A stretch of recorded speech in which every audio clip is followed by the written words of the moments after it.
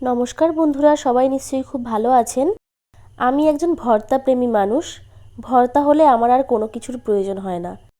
তাই আজকে নিয়ে চলে এলাম একটা ভর্তা রেসিপি, পটল চিংড়ির ভর্তা। কড়াইতে পরিমাণ মতো সর্ষের তেল দিয়ে পটলগুলো দিয়ে দেব। এখানে 5-6টা পটল এরকম পাতলা পাতলা করে কেটে রেখেছি। দিয়ে দেবো একটা ছোটো সাইজের পেঁয়াজ কুচি, 8-10 কোয়া রসুন। রসুনগুলো কিন্তু আমার খুব একটা বড় কোয়া না। আর 5-6টা কাঁচা লঙ্কা। আমি ভর্তা একটু ঝাল ঝাল পছন্দ করি, আপনারা যদি একটু কম ঝাল চান তো একটু লঙ্কাটা কমিয়ে দিতে পারেন।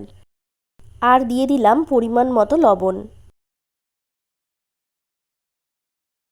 মিডিয়াম ফ্লেমে ভাজতে হবে, নইলে রসুন আর আরও যেগুলো মশলাপাতি সেগুলো কিন্তু পুড়ে যাবে, তখন ভর্তাটা খেতে আর ভালো লাগবে না। একটু ভাজা হয়ে আসলে, মানে পটলগুলো একটু নরম হয়ে আসলে দিয়ে দিলাম পরিমাণ মতো হলুদের গুঁড়ো, 1 চা চামচ কালো জিরে, আর দিয়ে দিচ্ছি 8-10টা চিংড়ি মাছ। এবার এই সমস্ত উপকরণ আমি মিডিয়াম আঁচে সুন্দর করে ভেজে নেব। এই ভাজাটা কিন্তু যত্ন নিয়ে ভাজতে হবে।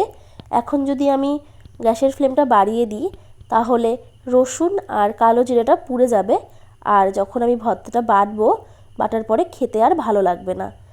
এখানে আমি কিছুটা ধনেপাতা দিয়ে দিলাম। দেখুন কতটা সুন্দর করে ভেজে নিয়েছি। সুন্দর ভাজা হয়েছে, কিন্তু কোনো কিছুই পুড়ে যায়নি। এবার বেটে নেওয়ার পালা।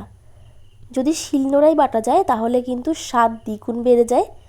একান্ত যদি শিলনোড়ায় বাটা না যায় তো মিক্সিতেও বাটা যেতে পারে।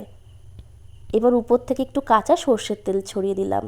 আর কিসের অপেক্ষা, এবার গরম ধোয়া ওঠা ভাত আর এই ভর্তা জমে যাবে। এতক্ষণ আমার ভিডিওটা দেখার জন্য সবাইকে ধন্যবাদ।